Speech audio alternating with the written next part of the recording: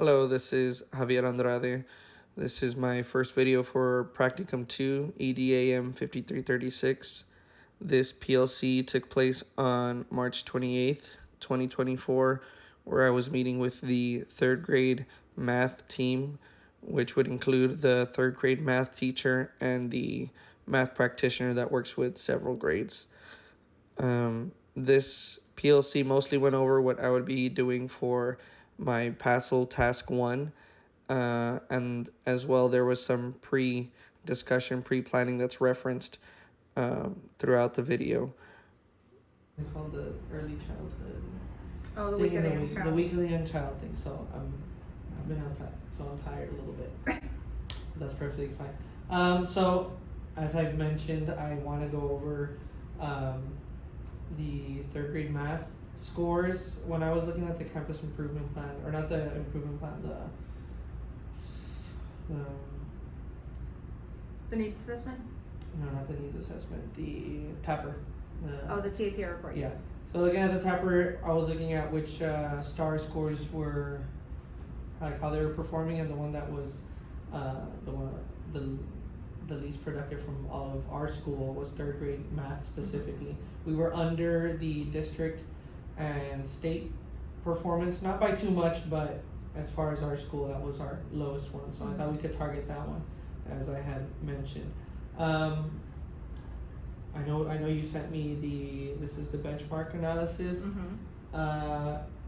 The TEAC that I wanted to target was 3.5A. 3.5A, so... that one is 1 and 2 step addition. Yes.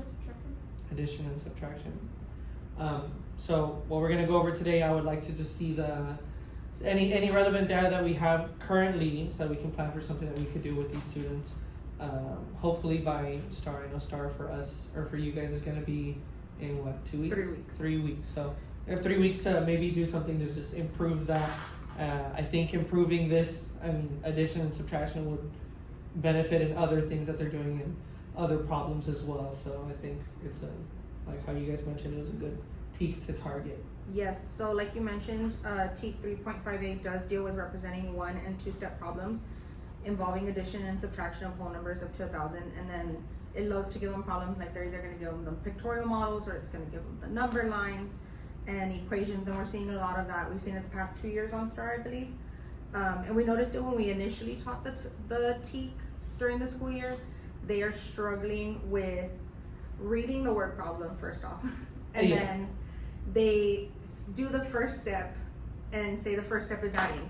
They'll add the 2 numbers and then they'll look at the answer choices and they'll see that first answer in the answer choice. So then they're like, oh, we don't have to do any more work. There's our answer. So they completely skip the second step. Yeah. And we're seeing that struggle still today.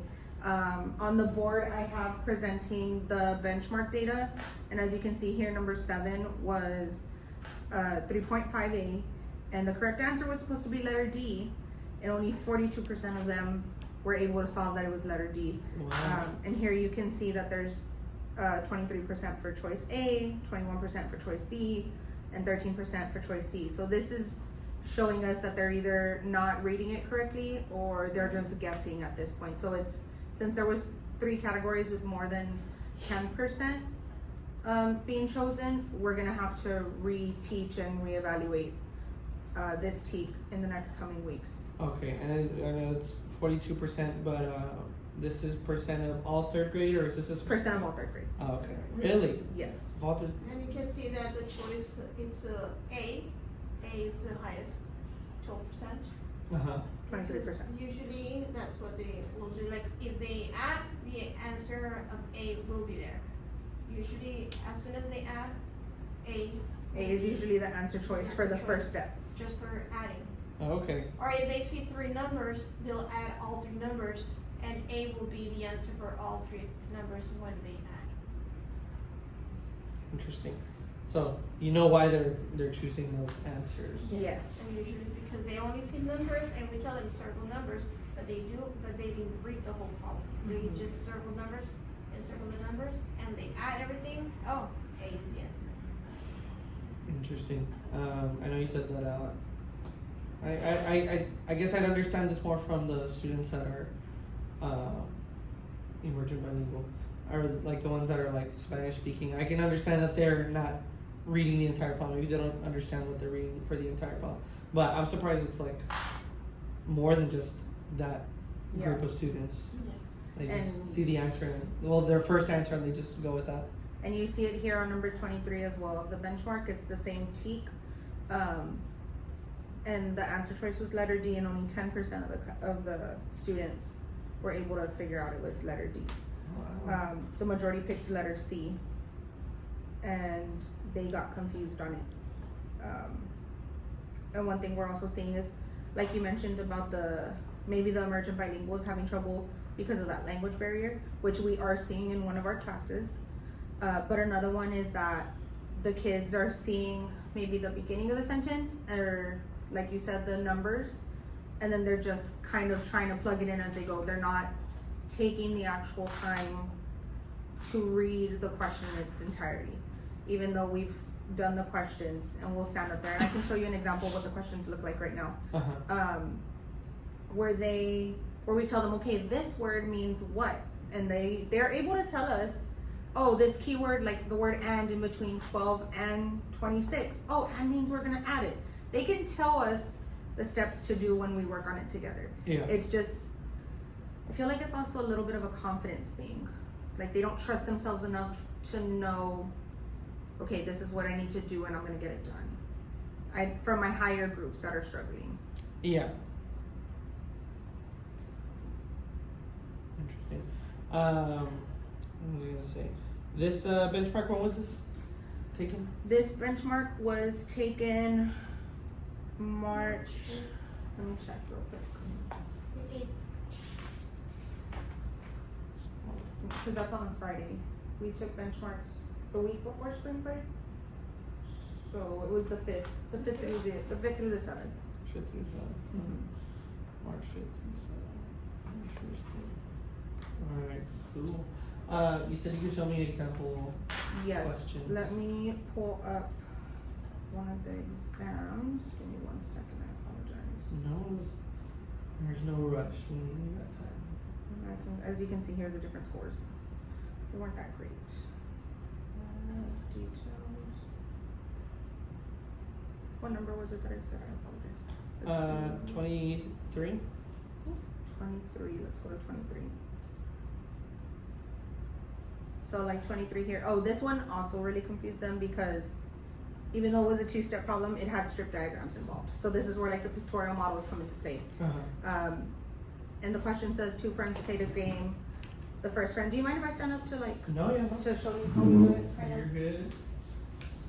So when reviewing it, let me move the mouse out of the way. And then while reviewing it with the students, and Miss Laura told me if I make a misstep. It says 2 friends played a game. The first friend, so they'll underline the first friend, and then scored 339 points. It says the second friend scored 75 more, and they know to box the keyword, and we're saying, okay, more than this friend, so they'll know they're gonna add it. I don't know what this marker's doing. Sorry about that. Let me make sure this one works perfect. So 75 more points than the first friend, which the diagram can be used to find the total number of points both friends scored. And in their brain, they thought, oh, we're just adding 339 and 75. And they weren't able to comprehend, okay, no, first friend did 339, and then second friend was 339 plus 75 to get the total. And then throw in a strip diagram, and it completely threw them off. And so that's why I understood 23 had a lower percentage getting it correct, because they were probably guessing it. Yeah, So because this is not even to like answer the question. This is No. just which Yes. picture. Yes. Oh, wow. So, which in reality, in this question, I believe this student got it, no, he got it wrong. So here he chose letter C, and he did exactly what they assumed, just adding 339 and 75. When in reality, it should have been letter D, because it shows the first friend right here, and then it shows the second friend, because we had to add these 2, and then we were still missing our total. So you can see what they're dealing with at 3rd grade. Yeah. And it this makes is- it a little, Yeah, because in the first part of the the question, they usually think that that's the total, since they're. I apologize. Put it, up, so Scroll it you up. can see, yeah, where you can see the question. And A, because right there, where is it there? Oh, yes, I see what you're Yes, saying. where you say they score 339, usually they'll think, oh, that's the total. And the total it always goes like in the larger part of the box. Oh, That's what okay. they, Like like letter letter A A, gives okay. 339 in the first part. So they're like thinking that they're looking for the missing part. Interesting. And you go over it. You go over it like this, Yes. like when you're teaching them. And we even do it with like where it has the other question was I believe number 5. I can tell you really It quickly. was 3.5. No, it was not number 5. 7. Yeah, number 7. 5, 6, 7. There we go. See, like this one was the same thing. A cafeteria and had 280 ice cream bars. And this is the really cool part because it gives content language support to our emergent bilinguals, so they can click right there on that box, and it'll show them a picture of an ice cream bar in case they don't know what it represents. Well, that's awesome. But even with the assistance, they're still struggling a little bit. Yeah, I mean that's It's gonna help. But It's yes. that's not telling you everything. Yeah. No, I know, I understand. And then it says like during lunch, some of the ice cream bars were sold. After lunch, 130 ice cream bars were left over. Which answer choice best represents one way to find a number of ice cream bars sold during lunch. Except in this one, it was a number line, so they had to say, okay, 280 is where you start, and then know that the arrow goes back to subtract, and that's what they ended up with. So this is the struggle we're seeing with these. They're not just like add this and then add that, or add this and then subtract that, and you'll find your answer. It's causing them to analyze the questions a little bit deeper, and that's where we're seeing a disconnect. I thought like when I had read the TEK, I was just like, okay, addition and subtraction, that's not too bad, but the context is crazy. It's a lot of intuitive thinking, I'd say. Yes. Because there's a lot of different ways of interpreting the addition and subtraction now. Before it was just adding and subtracting normal numbers, as we used to say. Now they need to know different ways of adding and subtracting. Number lines, subtracting in diagrams. Sometimes they give pictorials, especially when it comes to multiplication and division. They also have dividing in different ways. Dividing it in using the models. Okay. Models, Can I see the IXL? Yes, I can show you what they did with, like here they did a addition and subtraction word problems, and as you can see, the average of number of correct answers was 0 out of 4. So like they completely bombed this. They got 3 out of 8 questions correct. Oh my gosh. Yes, and again it goes back to. And this is a quiz from, when was this quiz? This was back in. It just told me the date. Let me go back. Give me 1 second. I apologize. Back in September when we initially taught this. Oh, okay, so it's like Yes. initial. So this was initial, and then we're still seeing it today. Here at the bottom it has questions like this one they missed. It says a banana farm received a total of 503 milliliters of rain in March and April. If 243 fell on the farm in March, how many fell in April? Like all they had to do was read and subtract.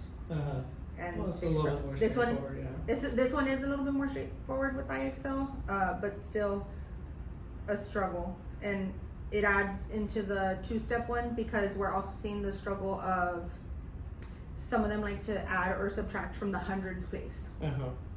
They're not starting from the ones the way we've There's taught. There's a few that even though we teach them how to add and how to subtract, they'll continue with the habit of subtracting from the hundreds instead of from the ones. We see that not that many as the beginning of the year. Yeah. But we still have a few. And that issue comes from what? Like they're just like aligning it, And or like it how is probably, you know, what I also catch some students doing is whenever they're subtracting, they'll look at my calendar. They look at my calendar to to subtract. count backwards. Because they start counting backwards. And I was at first, I could not understand why every time that we would they would go and look at my calendar. What are you doing with the calendar? And they told me like they use it like A number chart. Wow. So they will go like to 23 and there's a Resourceful. 28 and they just go and then they start subtracting backwards. And they do not That's understand the interesting. concept of regular subtraction, just with And their regrouping. two use of using manipulative to subtract. So these IXL questions are, like I said, like a little bit straightforward. Are they like you have to put like the answer for these for?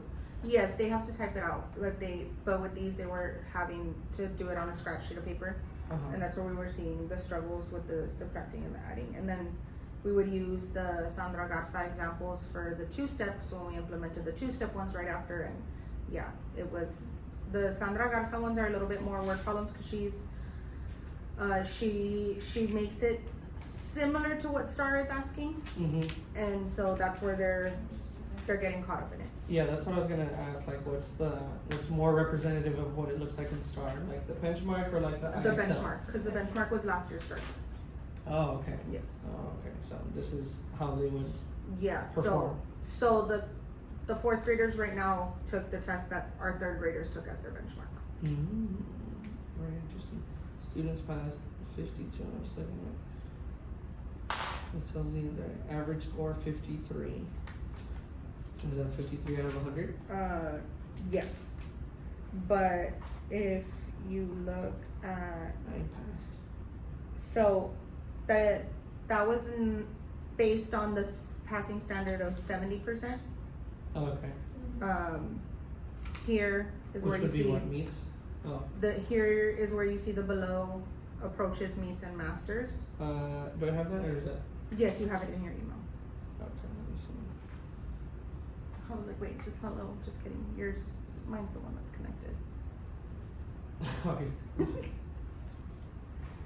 Okay, well, anyway, you can show me there. What was it? So here, I hit the students' names. But here you can see like this student was below standard, so they didn't pass. Yet, student number 2 hit approaches and meets because they got a 63. So if they were to take the STAR, they would have hit meets. Okay. They would have hit meets. Yes. Yeah. The district for some reason keeps the passing standard at 70 for DMAC solution quizzes. Even though that's not what STAR is requiring, so that's why they included the standards here. Here you can see student 3 didn't meet it, student 4 did. So I think after looking at our data, it was about 54% of 3rd grade that passed at approaches, right? I believe that last meeting we had was approaches or above. So a little more than half are doing okay, but we're working together to go by TEAC, or a TEAC or 2. We're doing 2 TEACs a week to try to just review and refresh with them because we didn't stop teaching till last week. So do you have, so like I mentioned, the group that I want to focus on, which would be is it Miss Suini's homeroom? Yes. That homeroom, I only want to look at one side, just so we can. What I'd like to do is what we can plan for and accomplish with one side, then maybe that could be like replicated later with the other half. In like an ideal future, but so either side, I don't know which how are they grouped right now?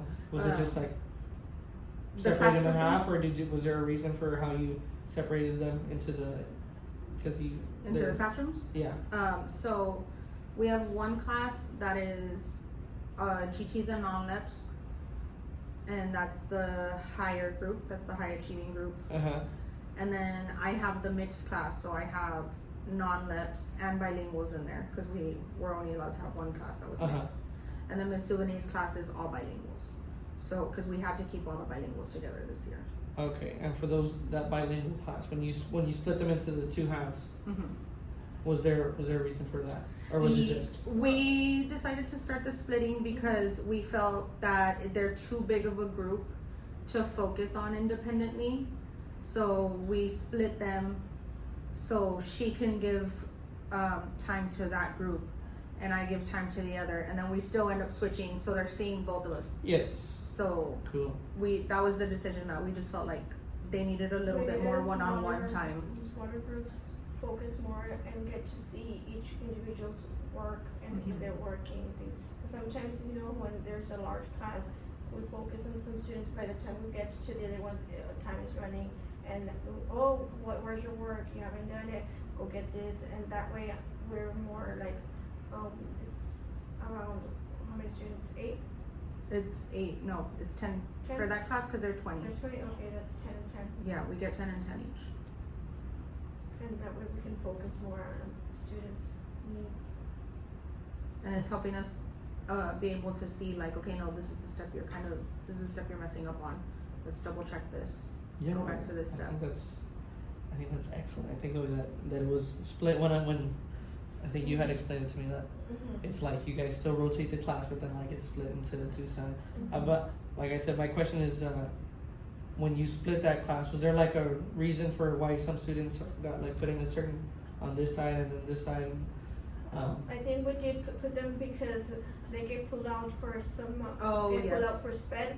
Oh, okay. So that then whenever they get pulled, all the speds get pulled together, right? There's. I want to say we have about 5 that get there's pulled 4. from that class. And besides getting pulled out from sped, sometimes it's also speech.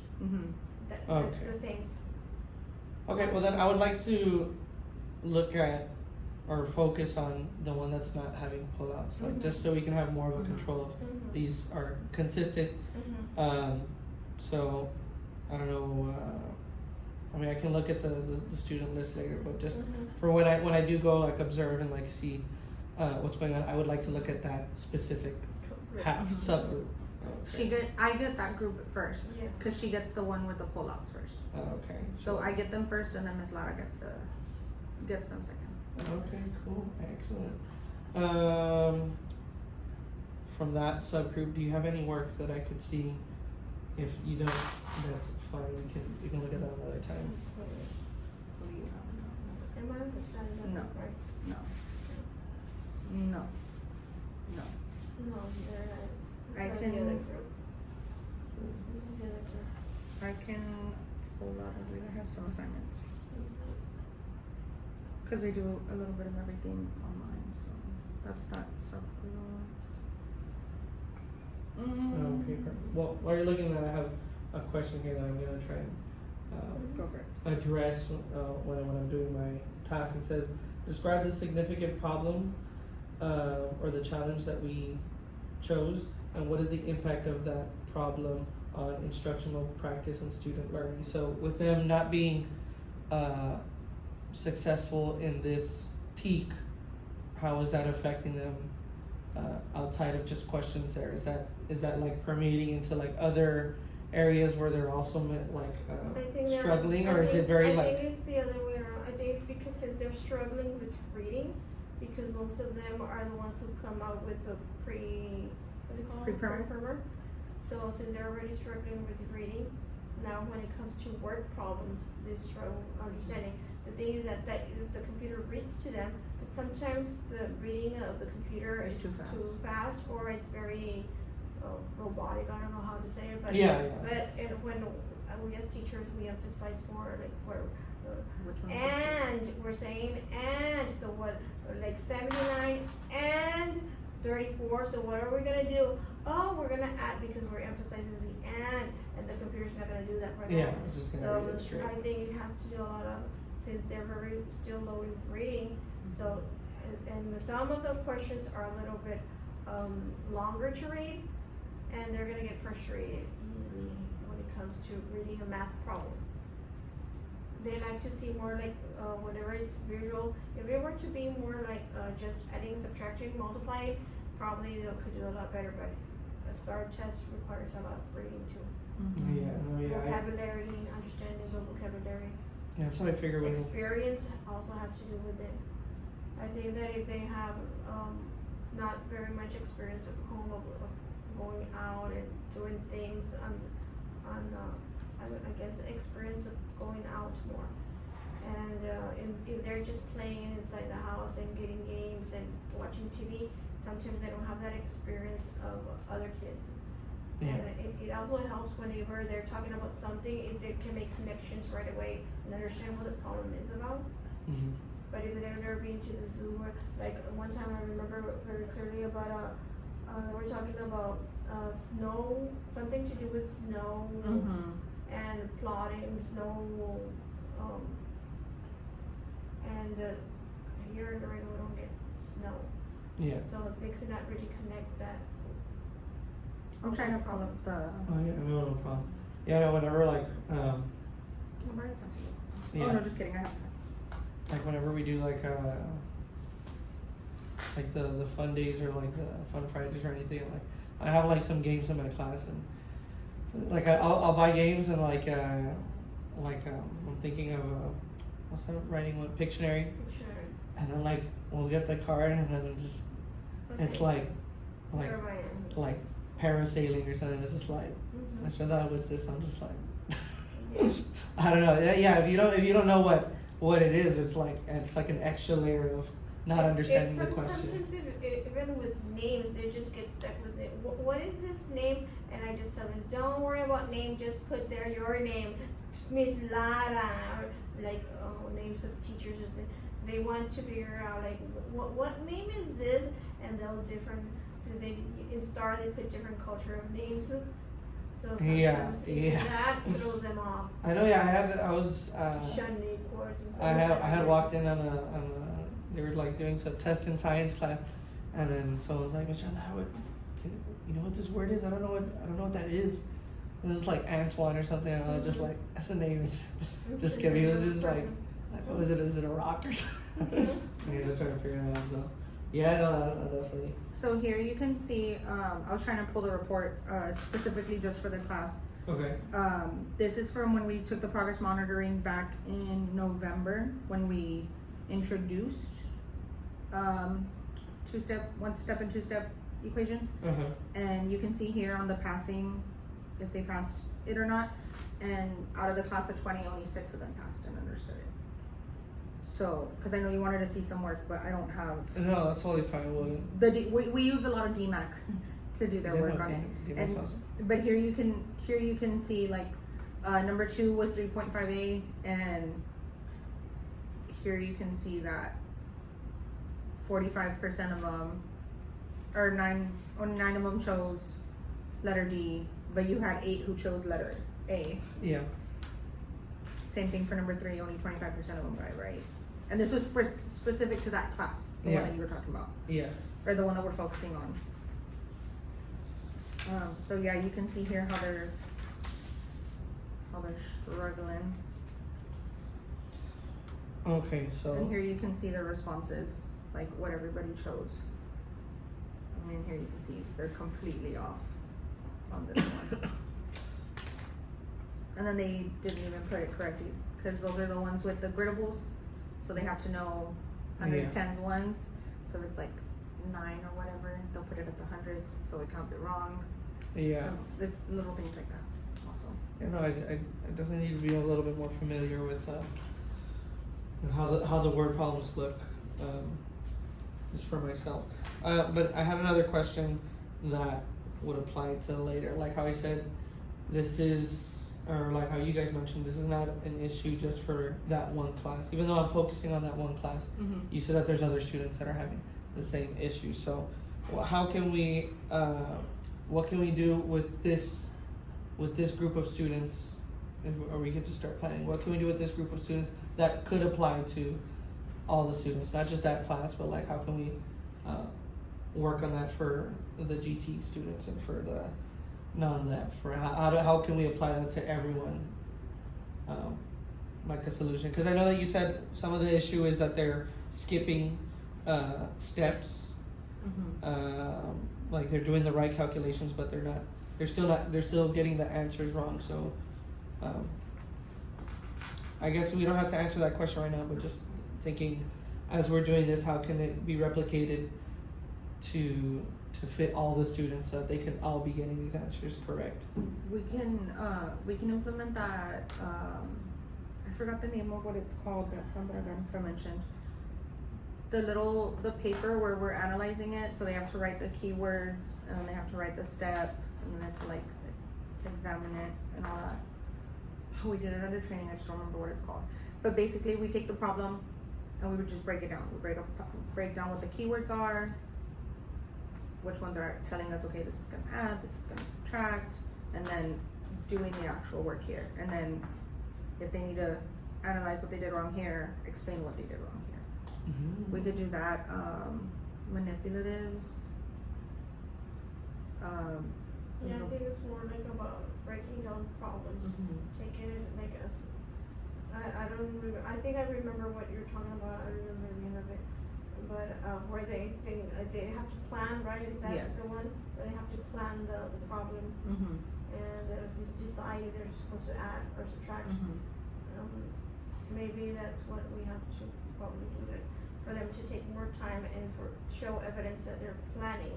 Like, okay, here I'm gonna add and this and circle more, because they are used to circling numbers, but they're not focusing or planning exactly, okay, what am I supposed to do? What is this?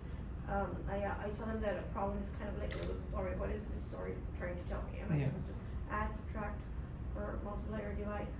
And maybe plan it, like put a little word says, okay, this is the, I'm gonna look for that paper that you're. Okay. Well, I appreciate everything that you guys have explained to me, or that we've been able to talk about. Just one super quick thing. I know we're just kind of wrapping up because I know you have to. The district and the school resources that we use. I just want, just for myself, what are we using? What programs are we using for math specifically? We're using IXL. IXL. We're using Sandra Garza. That's the curriculum we've been using. Sandra Garza is a curriculum. Yes, it's a curriculum. She creates the curriculum, but it's star based. From this is part of the district or no? No, she's an outside. I don't remember. Well, she's It's just called she's Sandra hired. Garza. She's hired from the district. The district hired her. Oh, okay. And she gives the district her worksheets where she sends them, and we make copies of them, and it's by ticks where we're teaching. It's already by the cares, and the cares everything is there, and it's by ticks, and it gives examples of star questions based on the ticks.